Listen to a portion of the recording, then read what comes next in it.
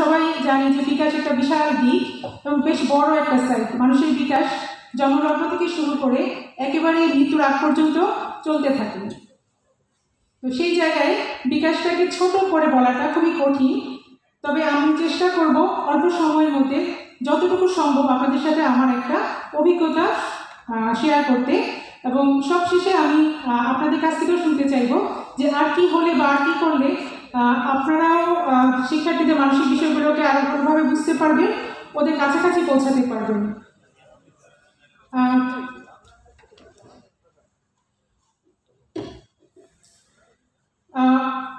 আমরা জানি যে বিকাশটা বলতে আমরা বুঝে থাকি সাধারণত এমন একটি গবেষণালব্ধ জ্ঞান যেখানে একজন ব্যক্তি বিভিন্ন রকম যে বিকাশ হয়, অর্থাৎ জন্মের শুরু থেকে কৈশোরকাল সময় যাবৎ জুড়ে তাদের যেই ধরনের বিকাশটা, তাদের যে ধরনের পরিবর্তনটা হয়ে থাকে, পরিবর্তনের ধরন এবং পরিবর্তনের সাথে সাথেই তাদের যে ধরনের একটা স্থিতিশীলতা চলে আসে, এই সবগুলো বিষয়কে নিয়ে যে বিজ্ঞানটা আলোচনা করে সেটাই হচ্ছে বিকাশ। এবং বিকাশটা মূলত একজন ব্যক্তি একটা চলমান ব্যাপার, যেটা শুরু হয় এবং চলতে থাকে, একদম জন্মলগ্ন থেকেই শুরু হয় এবং কৈশোরকালের সময় যাবৎ চলতে থাকে। আর বিকাশের বিভিন্ন যে দিকগুলো আছে, বিশেষ করে সামাজিক প্রক্রিয়ার অনেকগুলো দিক বিকাশকে অনেক ভালোভাবে প্রভাবিত করে থাকে। একজন শিক্ষার্থীর বিকাশটা মূলত তার সে যেই পরিবেশ থেকে আসে, যে পরিবার থেকে আসে, সেটা থেকে অনেক কিছু নির্ধারিত হয় এবং আরও যে বিষয়গুলো থাকে, আমাদের যে জাতিগত বর্ণগত দিকগুলো থাকে, প্রতিটা বিষয়ের বিকাশের ক্ষেত্রে প্রভাব বিস্তার করে। আমরা যদি খেয়াল করি যে আমরা একটা আমাদের বাংলাদেশের যে কালচারটা, সেখানে আমরা উত্তরবঙ্গের যে কালচারটা দেখতে পাই এবং দক্ষিণবঙ্গের যে কালচারটা দেখতে পাই, সেখানেও কিন্তু একটা বৈচিত্র্য আছে।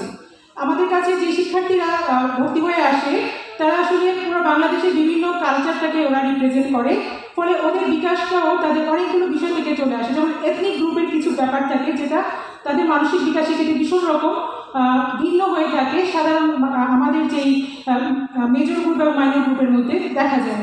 তো মানসিক বিকাশটা আসলেই এমন একটা ব্যাপার যেখানে তার আচরণ দিয়ে তার বিকাশটা প্রকাশিত হয়। সে কী ধরনের আচরণ করে এবং সে কী ধরনের যোগাযোগ, কীভাবে সে যোগাযোগটা বজায় রাখে শিক্ষকদের সাথে এবং তার সহপাঠীদের সাথে, প্রতিটা বিষয়ই তার বিকাশটা আসলে অনেক বড় একটা দিক।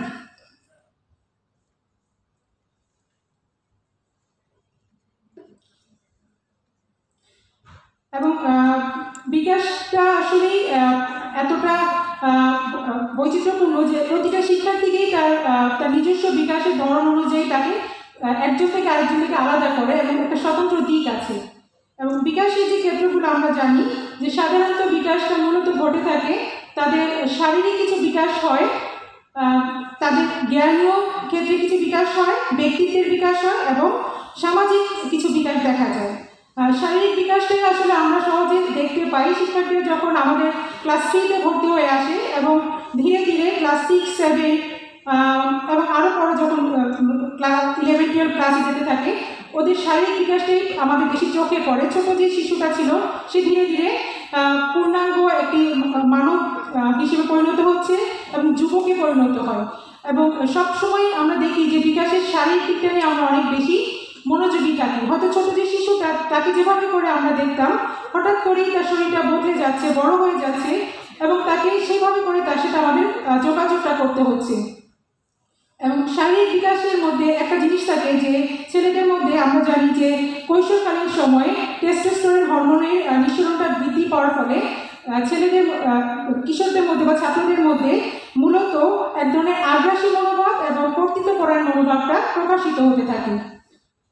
এবং জ্ঞানের বিকাশের মধ্যে আমরা বুঝে থাকি যে এটা একটা কগনিটিভ ডেভেলপমেন্ট, যেখানে একটা শিক্ষার্থী তার যে কীভাবে শিখবে, লার্নিং প্রসেস, তার মেমোরি, তার স্মৃতি, তার সমস্যা সমাধানের কৌশল, বুদ্ধি, প্রতিটা বিষয় আসলে জড়িত থাকে। এবং শিক্ষার্থী শুধুমাত্র একাডেমিক পারফরমেন্সই না, তার এই জ্ঞানের বিকাশ দ্বারাই বোঝা যায় যে সে কতটুকু তার সে কীভাবে সবার সাথে যোগাযোগটা বজায় রাখতে পারছে এবং সে কতটুকু ভালো ছাত্র হিসেবে পরিচিত হচ্ছে। এবং ব্যক্তিত্বের বিকাশটা আরেকটু গুরুত্বপূর্ণ। আমাদের প্রতিটা মানুষেরই ব্যক্তিত্ব একটু ভিন্ন। আমরা দেখি যে আমরা বলে থাকি একজন ব্যক্তি পার্সোনালিটি, সে খুব পার্সোনালিটি সম্পন্ন ব্যক্তি, এই কথাটা আমরা খুব শুনে থাকি যে ব্যক্তিত্ব সম্পন্ন। এই ব্যক্তিত্বটাও কিন্তু বিকশিত হতে থাকে এই বয়সে, এবং ছাত্রদের মধ্যে অনেক বেশি দেখা যায়। কিছু ছাত্র বৈশিষ্ট্যটাই থাকে যারা একটু চুপচাপ প্রকৃতির থাকে, খুব শান্তশিষ্ট, এবং কিছু ছাত্রকে দেখা যায় যে ওরা অনেক বেশি চটপটে টাইপের, খুব ভোকাল, খুব বলতে পছন্দ করে, খুব বেশি প্রাণবন্ত থাকে এবং নিজে থেকে এগিয়ে আসে সব ক্ষেত্রে। এইটা মূলত তাদের ব্যক্তিত্বের ধরনের থেকেই চলে আসে। আর সামাজিক বিকাশটা মূলত আমাদেরকে সাহায্য করে একজনের সাথে আরেকজনের যে ইন্টারপার্সোনাল রিলেশনশিপটা আমরা করে থাকি, যেমন ছাত্রদের সাথে শিক্ষকদের যে সম্পর্কটা, সেখানে তার সামাজিকীকরণটা চলতে থাকে। এবং সামাজিক বিকাশের সবচেয়ে বড় দিকটা আসলে শুরু হয় একজন ছাত্রের, শুরু হয় তার পরিবার থেকেই এবং বিকশিত হতে থাকে বিদ্যালয় থেকে।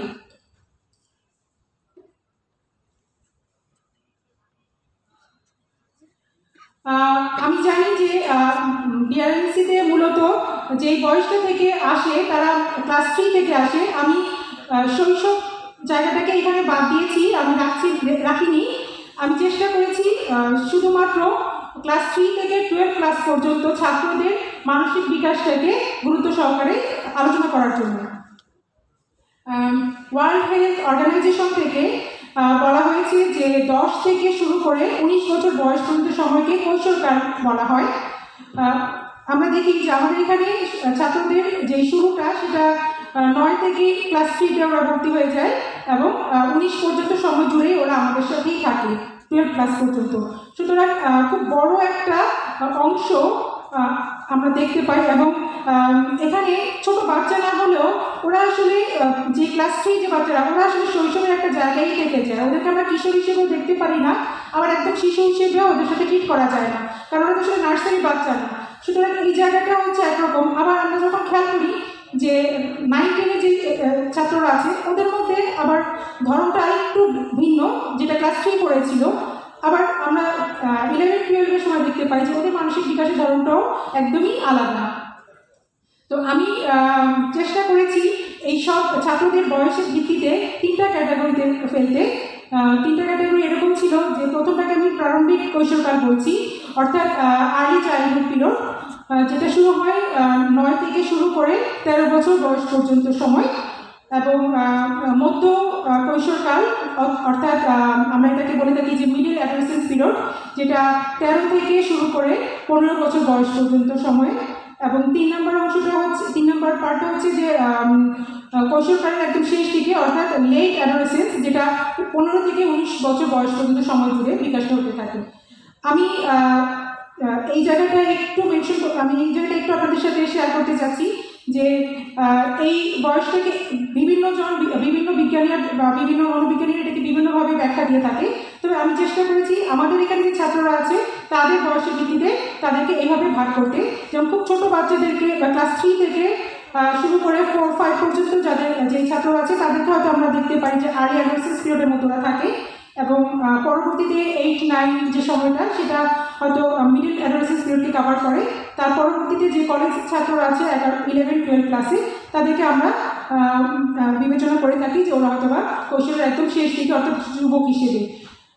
মানসিক বিকাশটা নিয়ে কাজ করতে গেলে আসলে আমি আজকে এখানে কেন দাঁড়িয়েছি বা মানসিক বিকাশ নিয়ে বা আমাকে কেন বলতে হচ্ছে, এটার একটু ভূমিকাটা বলা খুব দরকার। আসলেই শিক্ষা আমি একদম প্রথম দিন থেকেই আমি এই কর্মশালার প্রতিটা জায়গায় খুব মনোযোগ দিয়ে শুনছিলাম, এবং আমি খুব রিলেট করছিলাম যে এখানে আমার সাবজেক্টের অনেকগুলো দিক কভার হয়ে যাচ্ছে। আসলেই প্রতিটা শিক্ষকের একটা প্রাণান্তর চেষ্টা থাকে যে তার জ্ঞানটা ছাত্রদের মধ্যে দেয়া এবং ছাত্রদেরকে কানেক্ট করে রাখা, শিক্ষা ওরা যেন বিকশিত হতে পারে। তারপরেও আমরা দেখতে পাই, আমরা শুনতে পাচ্ছি কোথায় যেন একটা গ্যাপ থেকে যাচ্ছে। কোনো ছাত্র হয়তো ক্লাসে পুরোপুরি মনোযোগী থাকতে পারছে, কোনো ছাত্র হয়তো পুরোপুরি ক্লাসের সাথে নেই, মানে শারীরিকভাবে হয়তো ছাত্রটা ক্লাসে উপস্থিত আছে কিন্তু মানসিকভাবে ছাত্রটাকে আমরা ক্লাসে উপস্থিত হিসেবে পাই না। জিনিসটা এরকম যে আমরা অনেক সময় মাইন্ডফুল এবং আনমাইন্ডফুল বলি, হয়তো ক্লাসে আছে কিন্তু পুরোপুরি মাইন্ডফুল না। আপনারা যখনই শিক্ষকদের যখন প্রশ্ন করে একজন ছাত্র হয়তো ওই বিষয়টা সে ঠিক মতো বলতে পারে না, আমরা ধরে নিচ্ছি তার মানে ও ক্লাসে আছে কিন্তু ওর মানসিকভাবে ও ক্লাসে প্রেজেন্ট নেই। এই জায়গাটা আমরা দেখি যে ওদেরও আসলে একটা মনোজগৎ আছে, ওদের মনের মধ্যে কিছু একটা চলতে থাকে।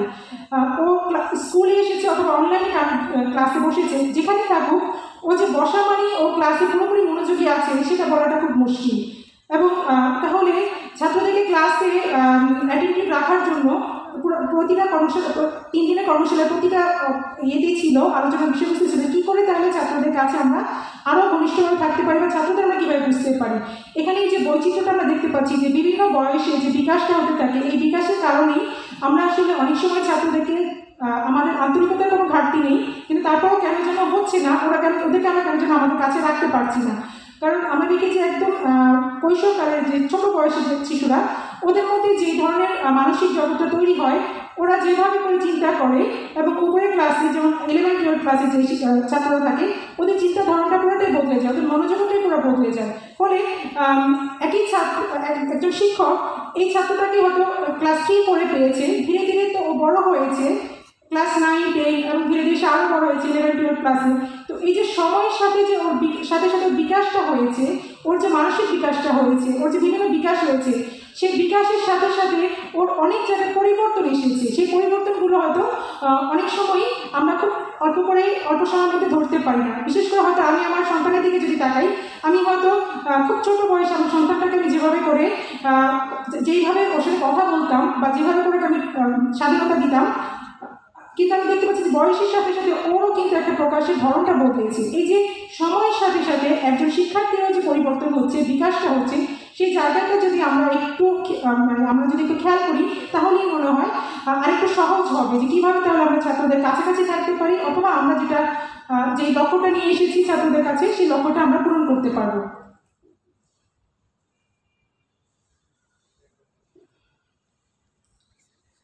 একদম শুরুর দিকে যে বিকাশের যে ধরনগুলো থাকে, সেখানে আসলে ওদের মধ্যে বয়সন্ধিকালীন কিছু পরিবর্তনই আসলে চোখে পড়ে।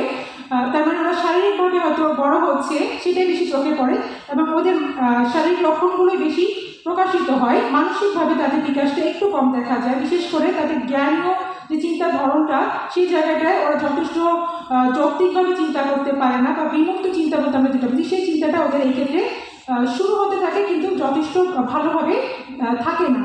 এবং এই সময়টায় আমরা দেখি যে ওদের মধ্যে ভবিষ্যৎ নিয়ে ওরা পরিকল্পনা করতে একটু সীমাবদ্ধতা থাকে, ওরা আসলে পারে না। আমরা জানি যে শিশুকালটা হচ্ছে একটা প্লেজার প্রিন্সিপাল দিয়ে চলে।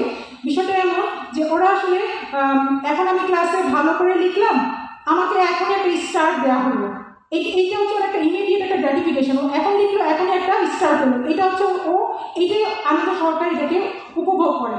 কিন্তু আমরা যদি এই ছাত্রটাকে আজকেও ভালো লিখলো, সেটার জন্য 1 বছর পরে বা আরও 6 মাস পরে একটা স্টার দিই, তার মানে ও কিন্তু আর মাথায় থাকবে না ও কী করেছিল এবং কেন ওকে এই পুরস্কারটা দেওয়া হলো। তার মানে আমরা জানি যে আসলে ইমিডিয়েট গ্রাটিফিকেশন যেটা থাকে, যে ওরা প্লেজার প্রিন্সিপাল দিয়ে অনেক বেশি চালিত হয় এই অল্প বয়সে, ফলে ওরা ভবিষ্যৎ নিয়ে অনেক সুদূর প্রসারী চিন্তা বা লক্ষ্য স্থির করতে পারে না। যে জায়গা থেকে আমরা ওদেরকে যখনই এই ছাত্রদের সাথে যখন আমরা আপনারা যখনই ক্লাসে ওদের সাথে অনেক ধরনের এক্সাম্পল দিতে থাকেন, আমার মনে হয় যে অনেক সময় আপনারা চেষ্টাও করেন যে ওদের জীবনের চারপাশে যা ঘটে যাচ্ছে সেগুলোর সাথে রিলেট করে। যেমন একটা ছোটো বাচ্চার মনোজগতে কী থাকে, ও হয়তো ফুল বা ও হয়তো পাখির ডাক, ও হয়তো ওর চারপাশে যা আছে সেটাকে রিলেট করে ওর শিক্ষা ব্যবস্থা বা ওর চিন্তা ধরনটাকে ও অনেক বেশি ধরতে পারে, যেটা অনেক সহজ। এবং এখানে আরেকটা জায়গা হচ্ছে যে ওদের যদিও বিমুক্ত চিন্তার ব্যাপারটা একটু কম থাকে, তারপরেও ওদের মধ্যে কিছু বিষয় থাকে যে ওরা আসলে খুবই ইন্টেলেকচুয়াল যে গেমগুলো থাকে, ক্রিয়েটিভ যে জায়গাগুলো, সেগুলো অনেক বেশি উপভোগ করে।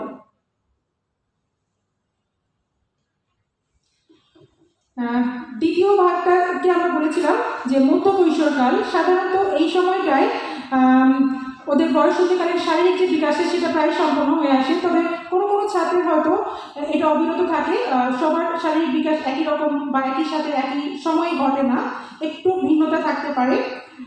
তবে আমরা দেখি যে ওদের বিমূর্ত চিন্তার যে ক্ষমতাটা সেটা অনেক সুন্দরভাবে করতে পারে। ওরা যে কোনো বিষয়কে খুব সুন্দর করে কনসেপচুয়ালাইজ করতে পারে এবং এই সময়টা ওদের ভিতরে ওরা ভবিষ্যৎ নিয়ে একটা লক্ষ্য স্থির করতে পারে এবং ওদের মধ্যে দীর্ঘমেয়াদী যে অপেক্ষা করার যে ধরনটা সেটাও পারে। তার মানে আমরা যেটা দেখেছি শৈশবের একদম প্রথম দিকে বা কৈশোরের প্রথম দিকে যেটা পারে না সেই জায়গাটা এখানে ওদের একটা কগনিটিভ ডেভেলপমেন্ট হতে থাকে, ফলে ওদের মানসিক জগৎটাও একটু বদলে যেতে থাকে। এবং একই সাথে আমরা জানি যে এই সময়ে ওদের ভেতরে যৌক্তিক চিন্তাটা যেহেতু একটু ভালোভাবে যৌক্তিক চিন্তা করতে পারে, আমরা যখনই ওদেরকে শেখানোর কাজটা করি তখন আমরা ওদেরকে যেটা বলি সেটা আসলে একদম ক্লিয়ার একটা এক্সপ্লানেশন দেওয়ার প্রয়োজন হয়। আমি যা বলছি ও শুধু শুধু আমার কথা বিশ্বাস করে তা না, ও যদি ধরতে পারে যে হ্যাঁ এটা যুক্তি দিয়ে অনুধাবন করতে পারে তাহলে সেটা ওদের মাথার মধ্যে ঢুকে যায়। কারণ এই বয়সটাই এরকম যে ওদের মধ্যে অনেক বেশি ওরা অনেক বেশি গ্রহণ করতে চায়, কিন্তু সেটা আবার ওর নলেজের সাথে ওরা মিলিয়েও নিতে চায়।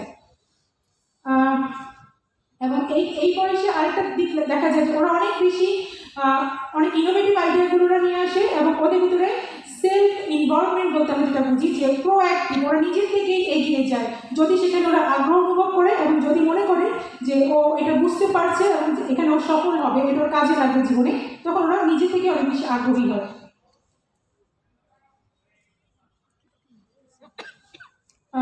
কৈশোরকালের একদম শেষ দিকে যে জিনিসটা দেখা যায় এইটা মূলত আমরা বলে থাকি যে 11-12 ক্লাসের ছাত্রদের মধ্যে বেশি দেখা যায় এবং ওদের শারীরিক বিকাশটা এই ক্ষেত্রে যথেষ্ট কমপ্লিট হয়ে যায়, তবে ওদের মানসিক বিকাশেরও যে জ্ঞানের যে বিকাশটা সেটাও মোটামুটি সম্পূর্ণ হয়ে আসে। তবে এই সময়টায় ওদের মধ্যে ওরা ওদের যৌক্তিক চিন্তার ধরনটা অনেক বেশি থাকে, ফলে এই জায়গাটায় ওরা অনেক বেশি লং টার্ম গ্র্যাটিফিকেশন, যেমন ওরা কিন্তু এখন ধৈর্য ধরতে পারে। ওদেরকে যদি বলা হয় ওদের জীবনের লক্ষ্য স্থির করতে, তাহলে ওরা খুব সুন্দর করে কিন্তু দেখতে পারে, বুঝতে পারে। তবে এই বয়সে বিশেষ করে আরেকটা জিনিস দেখা যায় যে ওরা এই বয়সের মধ্যে ওদের যে বিকাশটা হয় সেখানে ওরা অনেক বেশি ফোকাস থাকতে পারে। ওরা যে জায়গাটা আগ্রহ অনুভব করে সেই জায়গাটা অনেক বেশি ফোকাস থাকতে পারে এবং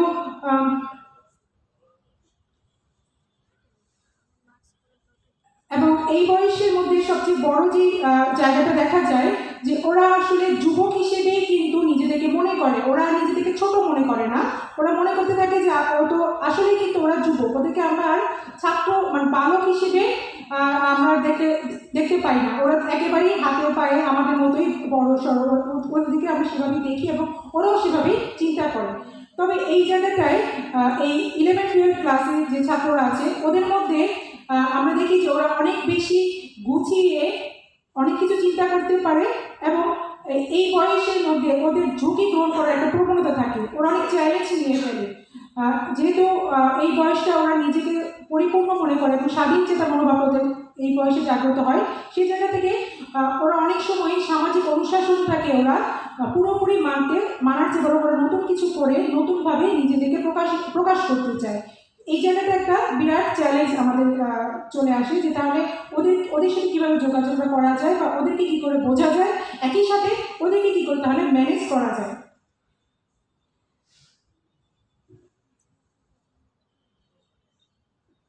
আমি এখানে যেই সাবজেক্টদেরকে পেয়েছি, অর্থাৎ যে শিক্ষার্থীদের আমি কাউন্সিলিং দেওয়ার সুযোগ পেয়েছি, সব আসলেই বেশিরভাগ ছাত্ররা আমার সাথে এসেছে তাদের পরিবারের সাথে, বাবা মা নিয়ে এসেছে।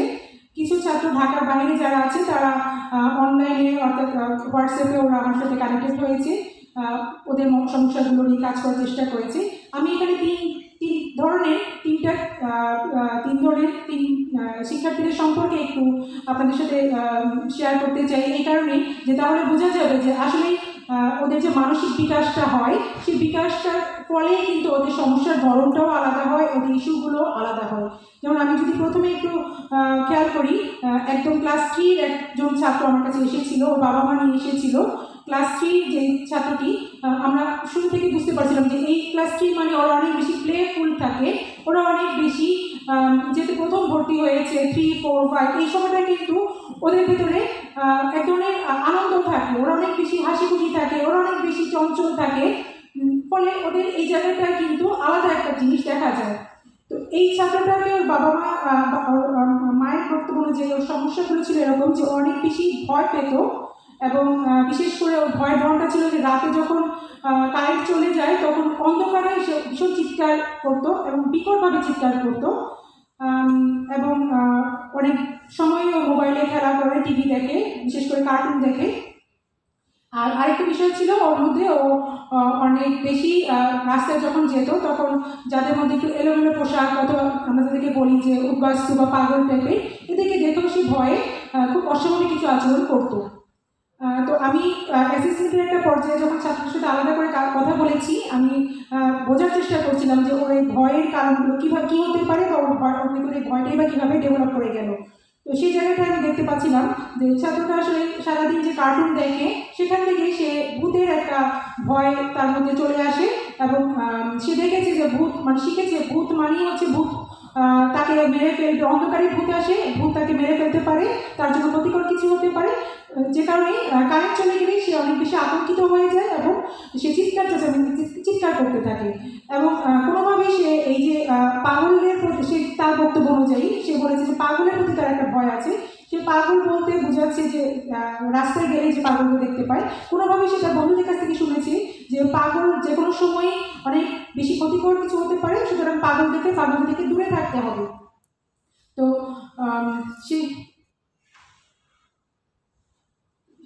সেই জায়গাটায় আমি কাজ করতে গিয়ে তাকে বোঝানোর, তার সাথে আমার কাজ করার সুযোগ হয়েছিল এবং সে একটা জায়গায় অনুধাবন করতে পেরেছে তার যৌক্তিক চিন্তার ধরন, এবং তার মাকেও আমি সেই জায়গাগুলো দেখেছিলাম যে তার চিন্তার ধরনগুলো এবং মানসিক জায়গাগুলো তাকে কীভাবে করে এই সমস্যাগুলো তৈরি করে দিয়েছে। আমি দ্বিতীয় যেই সাবজেক্ট সম্পর্কে বলবো সেই সাবজেক্টটা হচ্ছে, আমি বলছিলাম যে ওরা মূলত ওদেরকে আমরা বলতে পারি যে বালক। ও ছিল ক্লাস 6-এ এবং ওর মধ্যে ওকেও ওর মা এবং নানু নিয়ে এসেছে। এই ছাত্রটা আমাদের এখানে হোস্টেলে ছিল, ও ক্লাস 6-এ ভর্তি হয়েছে এবং লকডাউনের সময় ওর হোস্টেল থেকে চলে যেতে হয়। আমার কাছে যখন নিয়ে এসেছে ওর মায়ের কাছে মনে হয়েছিল যে ওর বেশ কিছু সমস্যা আছে এবং সে বলেছিল যে লকডাউনটা ওর জন্য একটা ব্লেসিং। যদি ও হোস্টেলেই থাকতো তাহলে হয়তো আমাদের অনেক কমপ্লেন আসতো যে ও তো আসলে ওর অনেক সমস্যা, ও কীভাবে টিকে থাকতো হোস্টেলে। সেখানে আমি জানার চেষ্টা করছিলাম তাহলে অসুবিধাগুলো কী। সেই অসুবিধাগুলো ছিল যে ওর মায়ের বক্তব্য অনুযায়ী যে ও কখনোই নিজে থেকে পড়তে বসে না, ওর কোনো রুটিন নাই, ও কখনোই ওর পড়াশোনার ব্যাপারে যথেষ্ট অমনোযোগী, ওর কোনো শৃঙ্খল জীবন মধ্যে যেটা বোঝায় সেই শৃঙ্খলাগুলো ওর মধ্যে নাই। তো আমি কাজ করতে গিয়ে দেখলাম যে ও ক্লাস 5 পর্যন্ত, ওর যে 5-এর রেজাল্ট অনেক ভালো, তাহলে ও এত ভালো রেজাল্ট করলো কীভাবে। সেখানে দেখা যাচ্ছিল যে পুরোটা সময়ই হয়তো ওর মা ওকে বসে থেকে ওকে যেভাবে পড়িয়েছে ও সেটা অভ্যস্ত হয়ে গেছে, ওর ভেতরে সেই জায়গাটা তৈরি হয় নাই। ও জানে না যে কী করে তাহলে একটা নিয়মানুবর্তিতার মধ্যে আসতে হয়, সে জানে না বা সে শিখে নাই কীভাবে করে তার এই জায়গাগুলো সে তৈরি করবে। এবং আরেকটা জায়গায় আমি দেখছিলাম যে ছেলেটা অনেক চমৎকার ছবি আঁকে। ওর মায়ের কমপ্লেন ছিল যে ও অনেক ছবি আঁকে কিন্তু ওর ছবিগুলো খুব অস্বাভাবিক। আমি ওকে বলেছিলাম যে তোমার ছবির আঁকার সেই খাতাটা নিয়ে আসবে, আমি একটু দেখতে চাই যে ও কেমন ছবি আঁকে। ও খাতা আনতে পারেনি কারণ ছবিগুলো কখনো সংগ্রহ করেনি। এমনকি ও যে ছবি আঁকে ও চায়ও না ওর বন্ধুরা জানুক ও অনেক ভালো ছবি আঁকে। নিজেকে গুটিয়ে রাখার একটা প্রবণতা ছিল ওর মধ্যে, একটা শেখ ফিলিং ছিল, প্রকাশ করতে চাইতো না ও যে ভালো ছবি আঁকে। এবং ছবিগুলো আমাকে একটা ছবি দেখিয়েছিল, ও একটা কার্টুনের ছবি এঁকেছিল, যে ছবিটা আমার কাছে মনে হচ্ছে একটা লাইভ কার্টুন যেমন হয় একদম হুবহু, যেমন আমরা শুনেছি অ্যাংরি বার্ড, ও চমৎকার একটা অ্যাংরি বার্ড বসে এঁকে ফেললো। এবং ওর আঁকার ধরনটা একেবারেই নিখুঁত এবং খুব সুন্দরভাবে পারছিল। আমি দেখছিলাম যশোর কাজ করতে গিয়ে তাহলে এই ছেলেটার মনোজগতের মধ্যে চলছে কি, ও পারছে, ওর যেমন ওর মা যেটা বলছে ও অন্য বাচ্চাদের মতো না, ও একটু আলাদা। তাহলে এই ছেলেটা তো আসলে ও তো বালক, ওর জায়গাটা, ওর যে মনোজগৎটা, আমরা একটু আগে যে স্লাইডগুলো দেখছিলাম যে আসলেই তো ও তো আর শিশু না, ওর মধ্যে তো একটা পরিবর্তন এসেছে, ও তো এখন একটু বালক। তার মানে ওর মনোজগতের মধ্যে যেটা চলছে সেটা ও অনেক বেশি শিশুকাল থেকে একটু আলাদা। এবং আমরা জানি যে আমাদের মনোজগতে আমরা যা দেখি, আমরা যা শুনি, আমাদের চারপাশে যা ঘটে সব কিছুই কিন্তু আমাদের মনের মধ্যে থেকে যায়, সেটাকে আমরা পরবর্তী সময়ে আচরণের মাধ্যমে প্রকাশ করি। আজকে একটা কর্মশালা, আমি তো পুরোপুরি নামটা বলতে পারছি না, এরকম ছিল যে আমাকে ক্ষমা করবেন, স্যার বলেছিলেন এরকমভাবে যে কোনো একটা ছাত্র হয়তো বা তার বাবা মায়ের ঝগড়ার পরে সে যখন ক্লাসে এসেছে, অনেক দেরি করে সে যখন পরীক্ষা দিতে এসেছে, তার মানে ওর যে দেরিটা হয়েছে বা ও যে বিষয়টা নিয়ে এসেছে, পরিবার থেকে একটা বিষয়, পরিবারের একটা অসুবিধা সে নিয়ে যখন এসেছে তখন কিন্তু সেটাকে সে ভুলে যায়নি, সে সেটাকে নিয়েই কিন্তু চলছে। আমরা জানি যে আমাদের প্রত্যেকের কিন্তু একটা মনোজগৎ আছে, আমরা আমাদের মনের মধ্যে যা চলে সব কিছু কিন্তু নিয়েই আমরা আরেকজনের সাথে কথা বলি। আমরা অনেক সময় ছাত্রদের মধ্যে দেখি যে অনেক সময় হয়তো বেয়াদবি করছে বা অনেক সময় হয়তো বা ওর বন্ধুদের মতো আচরণ করছে না, তখন আমরা আরেকটু বোঝার চেষ্টা করেছি ও এটা ওর আচরণটা এরকম কেন। আমি যদি বোঝার চেষ্টা করি তাহলে নিশ্চয়ই আমরা সেখানে খুঁজে পাই যে ওর মনোজগৎটা অন্য, ওর বন্ধুদের থেকে ব্যতিক্রম, ওর মধ্যে অন্য কিছু চলছে। সেই জায়গাটা হয়তো আমাদের একটু তখন খেয়াল করা দরকার হয়ে যায়। আমি বলেছিলাম যে তিনটা সাবজেক্ট সম্পর্কে, তিনজন সাবজেক্ট সম্পর্কে আলোচনা করবো। 3 নম্বর যে ছাত্রটা সম্পর্কে আমি একটু আলোচনা করতে চাই, সেখানে এই ছাত্রটা ক্লাস 11-এর। ওর আমি বলেছি যে এই বয়সটাকে আমরা যুবক হিসেবে বলে থাকি, ওরা আসলে পুরোপুরি একজন অ্যাডাল্ট ব্যক্তি হিসেবেই আমরা দেখি। ওর সমস্যাগুলো প্রথমেই ওর মা যখন নিয়ে এসেছে, ওর বক্তব্য ছিল যে ওর মধ্যে একটা সুইসাইডাল আইডিয়েশন, মানে ও ওর বোনকে বলেছে ও যে কোনো সময় হয়তো বা সুইসাইড করে ফেলতে পারে। ওর মা খুব চিন্তিত হয়ে নিয়ে এসেছে এবং আমি অ্যাসেসমেন্ট করতে গিয়ে খুব বোঝার চেষ্টা করছিলাম যে তাহলে কী চলছে ওর মধ্যে। সেখানে দেখতে পেলাম যে গত 1 বছর যাবতীয় ওর মধ্যে পড়াশোনায় অনেক অমনোযোগিতা, সে তার পারিবারিক কিছু অসুবিধা ছিল, তার মধ্যে সাবস্টেন্স মানে নেশার একটা ব্যাপার ছিল এবং তার একটা রিলেশনশিপ ব্রেকআপ ছিল। রিলেশনশিপ ব্রেকআপ আমরা জানি যে আমরা আসলে হয়তো এই ওয়ার্ডগুলো ট্যাবু ওয়ার্ড, আমরা আসলে এগুলো এরকমভাবে মঞ্চে বলি না, কিন্তু আমাদের ছাত্রদের মধ্যে এই বিষয়গুলো হয়তো আছে। কারোর মধ্যে যেমন আমি বলছিলাম যে ওরা যুবক, ওদের মধ্যে যুবক মানে ওরা নিজেদেরকে একটু বড় মানুষই মনে করে, ফলে ওদের সমস্যার বা ওদের ইস্যুগুলো একটু ভিন্ন।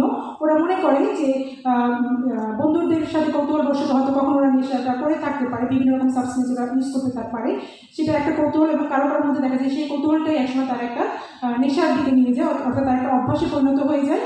এবং আমরা জানি যে যাদের মধ্যে এই দিকটা থাকে তাদের আচরণগত অনেক পরিবর্তন চলে আসে। তারা আসলে তার পরিবারের মানুষজন যেমন বুঝতে পারে, তার সহপাঠীরাও বুঝতে পারে, এমনকি আমি জানি যে আমার শ্রদ্ধেয় শিক্ষকরাও ধরতে পারে যে কোন ছাত্রদের মধ্যে এই পরিবর্তনগুলো এসেছে এবং তারা হয়তো তাদের মধ্যে এরকম একটা দিক থাকতে পারে। তো আমি ওর সাথে কাজ করতে গিয়ে যখন জানছিলাম ধীরে ধীরে ওর পরিবর্তনগুলো হওয়ার কারণ কী হতে পারে, তখন সে আমাকে যেটা বলছিল যে ওর প্রাইভেট যে একটা কোচিংয়ে পড়তো, সেখানে ওর সাথে একজন মেয়ে বন্ধু পড়তো। ধীরে ধীরে ওদের আলোচনা চলতে থাকে, কথা বলা চলতে থাকে। হঠাৎ একটা সময় এসে মেয়ে বন্ধুটা তার সাথে যোগাযোগ বিচ্ছিন্ন করে দেয়, তার সাথে কথা বলে না। সে কোনোভাবেই যোগাযোগ করতে পারছিল না এবং তার কাছে মনে হয়েছিল যে এই যে তার সাথে মেয়েটা যোগাযোগ বিচ্ছিন্ন করে ফেলেছে, কথা বলছে না, তার ভিতরে ধীরে ধীরে একটা ইনফিউরিটি কমপ্লেক্স ডেভেলপ করে যে হয়তো আমি খুব স্মার্ট না, হয়তো আমি দেখতে কালো, হয়তো আমি খুব সুন্দর না, হয়তো আমার পারিবারিক কোনো ইস্যু জেনেছে। এবং এইসব কিছু ও আসলে যেহেতু পুরো কারণটাও জানে না, ও ধরে নিয়েছে এগুলো হয়তো একটা কারণ হতে পারে। এবং পরবর্তীতে ওর পড়াশোনার আগ্রহ যখন কমতে থাকে, একই সাথে সে তার আচরণের অনেকগুলো সমস্যাও ওর পরিবার দেখতে পায়। এবং সে যেটা করে, তার এক বন্ধু তাকে বলে যে তাহলে তুমি নেশা করছো, বা তারই খুব ভালো বন্ধু তাকে বলে নেশা করছো, বা তুমি যে এতটা সময় এই কাজগুলো করছো, তুমি তাহলে নেশাটাকে ছেড়ে দেওয়ার জন্য তুমি ইন্টারনেটে একটা গেমস আছে সেটার মধ্যে ঢুকে যাও, সেটাতেও তুমি অনেক বেশি সময় কাটাতে পারো। তো ধীরে ধীরে দেখা গেলো যে যদিও ও নেশাটাকে ছেড়ে দিয়েছে, কিন্তু ইন্টারনেটের আসক্তিটা, সেখানে কিন্তু তার একটা আসক্তি চলে আসে। এখানে দেখা যায় সে একটা নিষিদ্ধ সাইডও সে মাঝে মাঝে ভিজিট করতো, যেগুলো হয়তো সে জানে তার ঠিক হচ্ছে না, কিন্তু সেটাও তার একটা কোপিং স্ট্র্যাটেজি হিসেবে তার মধ্যে চলে আসে। তো আমি ওর সাথে আমার কাজ করার সুযোগ হয়েছে। আমি কাজ করার সময় যেহেতু আমি জানি যে এই বয়সে ওরা অনেক বেশি কমিউনিকেবল থাকে, ওদের সমস্যাগুলো ওরা একদম স্পেসিফিক দেখতে পায়, বুঝতে পারে, ফলে ওর মধ্যে যে চিন্তাগুলো, কী কী চিন্তা ওর মধ্যে চলছে বা কীভাবে ওর সমস্যাটাকে দেখছে, সেগুলো নিয়ে কাজ করতে গিয়ে ওর ইনফিউরিটি কমপ্লেক্সের ওর যে চিন্তার ধরনটা, সেগুলোকে ও নিজেও কিন্তু দেখতে পাচ্ছি, মানে আসলে তো আমি যেটা ভাবছি সেটা আসলে কতটুকু যৌক্তিক, বা এটাই আসলে আমাকে কতটুকু, এটা শেষ কোথায়, বা এটা কি ওকে কোথায় নিয়ে যেতে পারে। এবং আদতে ও হয়তো এখন পড়াশোনা করছে না, কিন্তু আসলে কেউ পড়াশোনা করবে না, ও তো 8-6 মাস বা কিছু সময় পরে তো ওকে এইচএসসি পরীক্ষা করতে হবে, তখন ও কী হবে, এই যে রিয়ালাইজেশনটা ওর মধ্যে ধীরে ধীরে গ্রো করেছে, তখন কাজ করতে গিয়ে আমরা দেখতে পাচ্ছিলাম যে ও আসলেই একটু একটু করে রেসপন্স করছিল।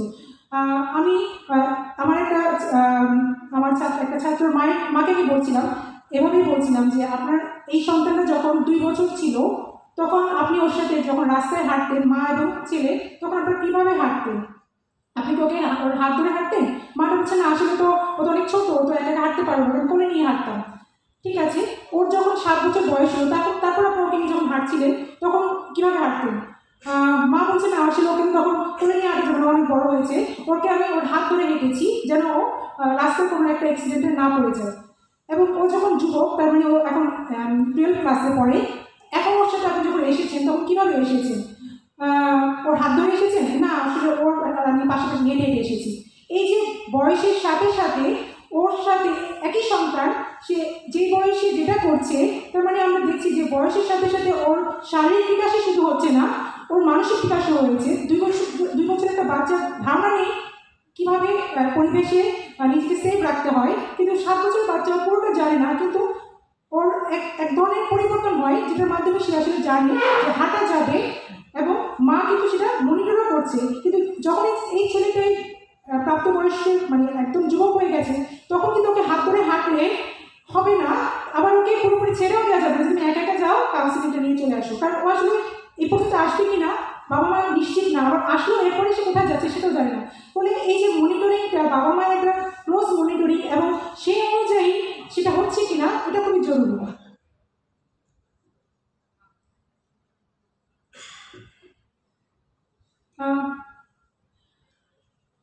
আমি দুঃখিত যে আসলে বিকাশের অনেকগুলো দিক আমার খুব বলার তীব্র একটা আকাঙ্ক্ষা অনুভব করছি। আমি যেহেতু সুযোগ পেয়েছি, আমার খুব মনে হয়েছে, কিন্তু আমি সময় স্বল্পতার জন্য আমি সবগুলো বিষয় আজকেই বলতে পারবো না। আমি একটু ধারণা দিচ্ছি যে বিকাশ নিয়ে আসলে যুগ যুগ ধরেই মনোবিজ্ঞানীদের একটা কৌতূহল ছিল। বিশেষ করে আমি একজনের নাম এখানে লিখেছি, যা পিয়াজের, যিনি তার নিজের সন্তানদের বিকাশ হওয়াটা থেকেই তার ভিতরে একটা ধারণা চলে আসে যে কীভাবে তাহলে একজন ব্যক্তি জ্ঞানীয় বিকাশটা হয়ে থাকে। সেখানে যা পিয়াজের তত্ত্ব অনুযায়ী আমরা দেখতে পাই যে সাধারণত 4টা স্টেজ থাকে একজন মানুষের বিকাশের ক্ষেত্রে।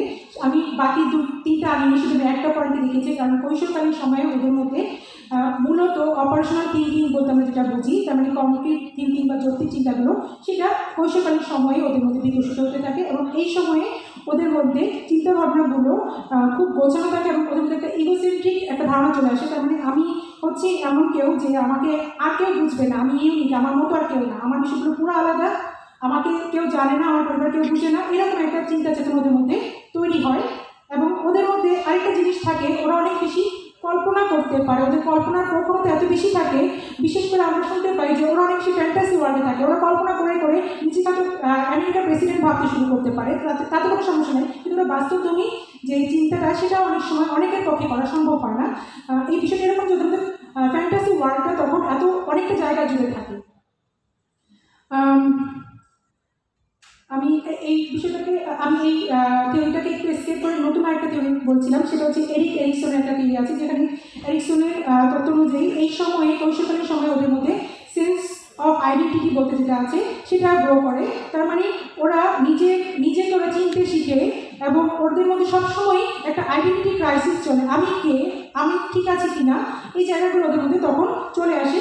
এবং এই জায়গাটা ওদের মধ্যে আরেকটা জিনিস থাকে যে ওরা যেহেতু কৈশোরকালীন সময় ওদের পরিবার থেকে একটু ডিটাচ হয়ে আসে, এই ডিটাচমেন্টের ফলে ওরা অ্যাটাচ ফিল করে অনেক বেশি বিদ্যালয়ের সাথে, বিশেষ করে শিক্ষকদের সাথে ওরা একটা অ্যাটাচমেন্ট হয়, সহপাঠীদের সাথে হয়, বিদ্যালয়ের আমি মনে করি যে বিদ্যালয়ের বেঞ্চের সাথে ওরা একটা অ্যাটাচমেন্ট হয়ে যায়।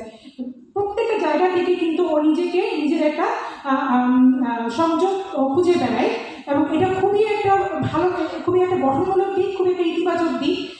আপনারা দেখবেন যে অনেক সময় ছাত্ররা হয়তো বলে না, কিন্তু হয়তো কোনো বড় একটা সহপাঠীর সামনে যখন ওকে একটু প্রশংসা করা হলো না, কিন্তু কোনো একটা কথা তো বলা হয়ে গেল, ফলে সেই জায়গাটা ওর ভেতরে নিজেকেও চিনতে শুরু করে, আমি আসলে তার মানে আমি ঠিকমতো বলতে পারি না, আমারও তো অনেক সমস্যা আছে, ও নিজেকে গুটিয়ে ফেলে। বিষয়টা এমন যে ওদের মধ্যে এরকমভাবে তৈরি হয়, ও নিজেকে অন্যরা কীভাবে ওকে বলে সেটার ভিত্তিতেও নিজেকে চিনতে শুরু করে, আমি কে, আমি আমাকে চিনি না, মানে একটা সোশ্যাল একটা অ্যাপ্রুভাল নিড ওদের মধ্যে গ্রো করে। এই অ্যাপ্রুভালটা হচ্ছে আমাকে আমার চারপাশের মানুষজন যা বলে আমি সেটাই বিশ্বাস করি, আমি সেই অনুযায়ী কাজ করি। আমাকে যদি আমার শিক্ষক বলে তুমি তো খুবই ব্রাইট, তুমি খুবই ব্রিলিয়ান্ট, আমি বিশ্বাস করি এবং আমি সেই কাজটা করতে থাকি। এবং আমি যদি আমার পরিবার কারোর কাছে শুনি যে এই তোকে তো কিচ্ছু হবে না, এবং ও ওইটাই বিশ্বাস করে এবং ওইটাকেই ও সবসময় ওর কাজে পরিণত করতে থাকে। সুতরাং এই জায়গাটা খুবই সেন্সিটিভ, এবং এই অ্যাপ্রুভাল নিডটা আমার মনে হয় সবার মধ্যেই আছে, তবে এই সময়টাই অনেক বেশি ওদের মধ্যে দেখা যায়।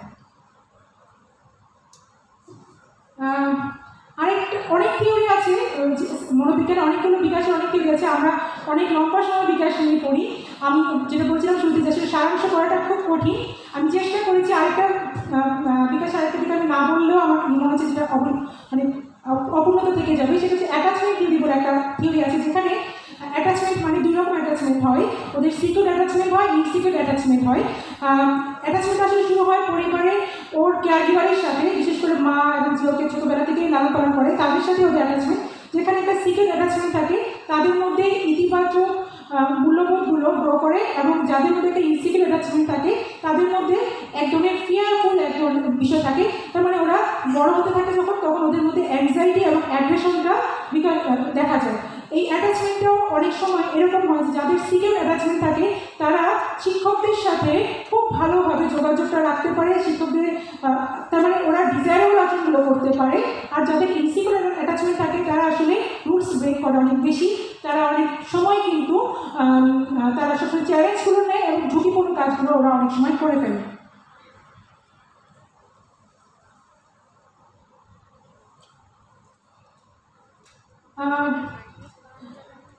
আসলে একজন শিক্ষার্থী কিভাবে শিখে, তাহলে তার চারপাশের জগৎ থেকেই তো আসলে শিখে। মূলত আমরা জানি যে শিক্ষাটা হয় পিয়াজের থিওরি অনুযায়ী যে দুইটা কনসেপ্ট আসলে থাকে, একটা হচ্ছে অ্যাসিমিলেশন এবং আরেকটা হচ্ছে অ্যাকোমোডেশন। আমরা আমাদের চারপাশে যা থাকে সেটার সাথে তুলনা করে কিন্তু আমাদের ব্রেনে একটা মেসেজ যায়, সেটাকে আমরা সেভ করি এবং পরবর্তীতে আমাদের প্রয়োজন অনুযায়ী সেটা আমাদের আবার আমরা রিকল করতে পারি। তো এই জিনিসটা খুবই গুরুত্বপূর্ণ।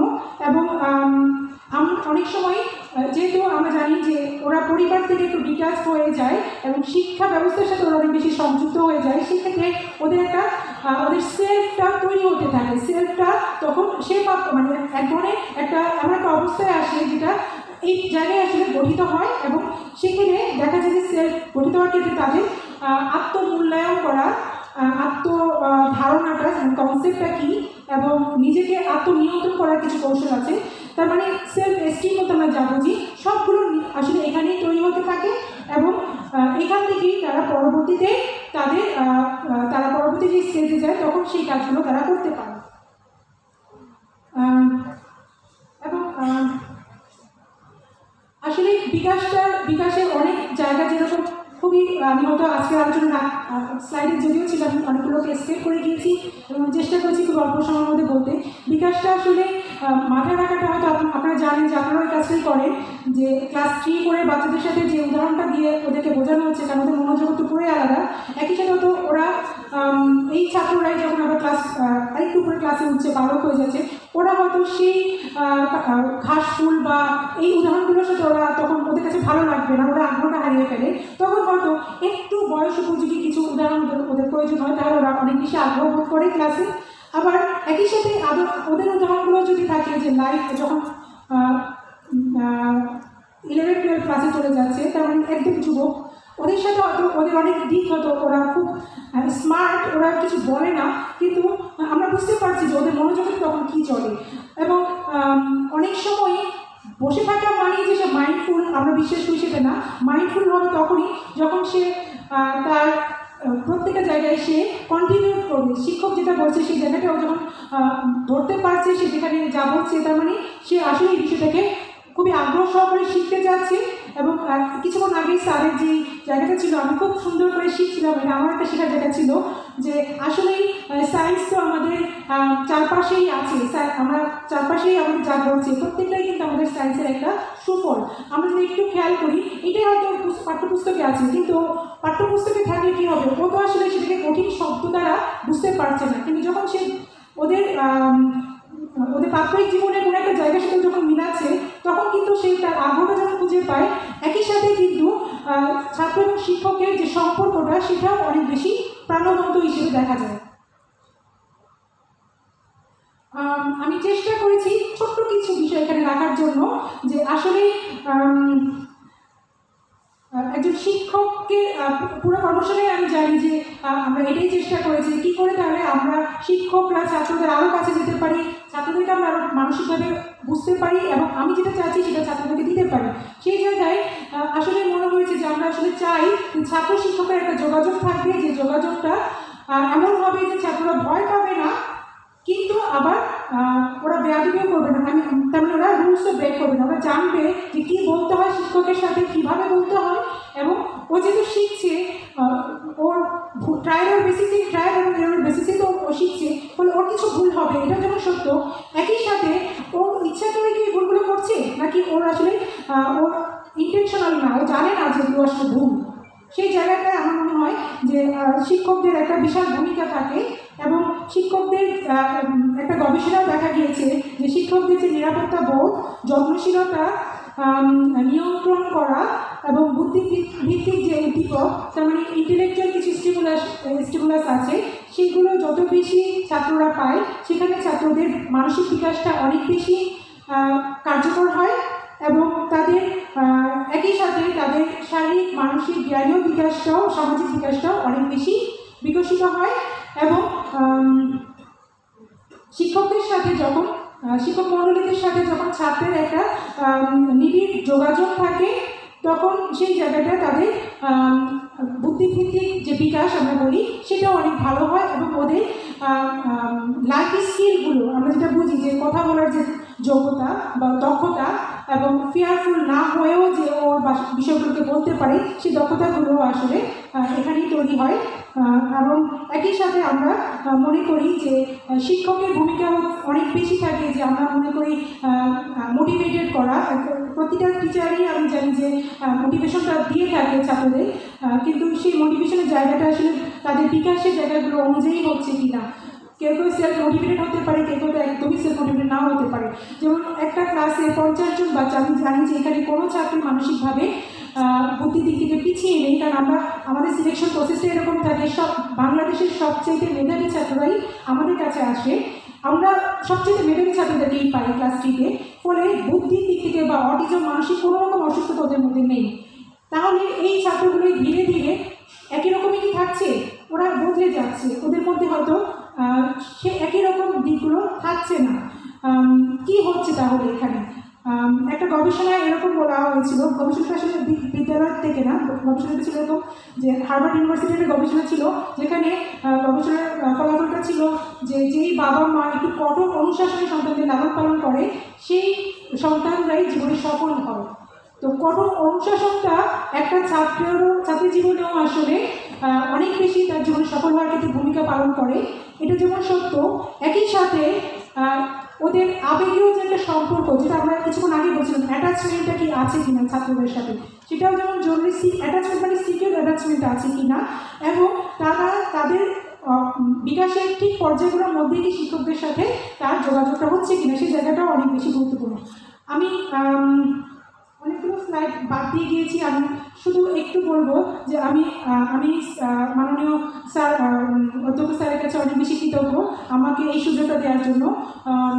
আমার শ্রদ্ধেয় শিক্ষকগণ গত 3 দিন যাবৎ যে কর্মশালায় অনেক মূল্যবান যে বিষয়গুলো আমাদের শিখেছি, আমিও এই শিক্ষাটাকে আমার এখানে যখন আমি কাউন্সেলিংটা করবো, আমি চেষ্টা করবো সেটার সাথে নিজেকে সংযুক্ত রাখতে, এবং আমি খুবই খুশি হব এই সুযোগটা যেটা আমি পেয়েছি, আমি এই সুযোগটাকে কাজে লাগাতে চাই, এবং আমি খুব খুশি হব যদি আপনারাও আমাকে একটু আপনাদের যে জায়গাটা আপনারা অসুবিধা বোধ করছেন ছাত্রদের বিভিন্ন বিকাশের জায়গাটা থেকে, সেগুলো আমি যদি একটু জানতে পারি, তাহলে আমার মনে হয় সাইকোলজিক্যাল নলেজগুলো আছে সেটাকে আমাদের আসলে অ্যাপ্লিকেশনের জায়গাটা এখন তৈরি হওয়া দরকার। যুগ যুগ ধরে বাইরের দেশে অনেক গবেষণার তথ্য, অনেক গবেষণার আছে, অনেক তত্ত্ব আছে, যেগুলো আসলে আমি বিশ্বাস করি যে এখন সেটাকে আমাদের বাংলাদেশেও সেটা প্রয়োগ করার প্রয়োজন আছে। এই প্রয়োগ করার মাধ্যমেই আমরা হয়তো ভিন্ন একটা জাতি হিসেবে নাগরিক, আমাদের ছাত্রদেরকে ভিন্ন বা সুনাগরিক হিসেবে তৈরি করতে সাহায্য করতে পারবো। এবং সবচেয়ে বড় ভূমিকাটাই বর্তায় আসলে ছাত্রদের সাথে। এখন সময়ের সাথে সাথে আমাদের সবচেয়ে বেশি করোনা পরবর্তী সময় সবচেয়ে বেশি পরিবর্তনটা আমি দেখতে পাচ্ছি যে শিক্ষা ব্যবস্থা এসেছে। কারণ এখন তার ক্লাসরুম ওরা নেই, ওরা ইন্টারনেটে যে সংযুক্ত হচ্ছে সেখানেও কি আসলে ওরা পুরোপুরি সংযুক্ত থাকছে? ওরা তো অনেক স্মার্ট, হয়তো শিক্ষক যেটা পড়াচ্ছে সেটাও গুগলে একটা 1 মিনিটে সার্চ করে, ওর হাতে একটা ডিভাইস আছে, সার্চ করে সেটা শিখে ফেলেছে, ওর হয়তো পুরো ক্লাসটাতে ওর থাকলোই না, ও আছে মানে ও তখন ওর আগে ওর শেষ, ও জানা হয়ে গেছে। তাহলে আমরা ওদেরকে কানেক্টেড হচ্ছে মানে আমি পুরোপুরি পুরোপুরি ওদের ওদের সাথে আছি কিনা, প্রতিটা বাচ্চাই কি আমার ছাত্রী আমার সাথে আছে কিনা, সেটা আমার মনে হয় আমরা আরেকটু চেষ্টা করবো, বোঝার চেষ্টা করব। এবং আমি অনেক বেশি কৃতজ্ঞ। আমি এত বড় একটা স্কুল, এত বিশাল একটা পরিসর, যেখানে প্রতিটা ছাত্রই অনেক বেশি মেধাবী। এই মেধাবী ছাত্রদের আসলে মানসিক সমস্যা না, আমি বিশ্বাস করি ওরা একটা সিস্টেম আছে, সেই সিস্টেমের হয়তো একটা প্রতিকূলতায় ওদের পুরোপুরি বিকশিত করতে পারছে না। সেই সিস্টেমটাকে আমি একটু বুঝতে চাই, আমি জানতে চাই, এবং আমি আরও বেশি আগ্রহী যে এই সিস্টেমের কোথায় আমাদের কী করণীয় আছে, আমরা শিক্ষকরা কী করতে পারি, এই সিস্টেমের কোথায় কতটুকু বাবা মায়ের একটা ভূমিকা যেমন আছে, সেটাতে কোনো অস্বীকার করার উপায় নেই। একই সাথে শিক্ষকের ভূমিকার জায়গা থেকে যদি আমাদের কোনো সুযোগ থাকে, আমরা সেই সিস্টেমটাকে পরিবর্তন করার চেষ্টা করব। সকলকে অনেক ধন্যবাদ। এবং আমি অনুরোধ করব স্যার আমার এই আলোচনার সাথে অবশ্যই কিছু যদি যোগ করেন, আমি খুব উপকৃত হব।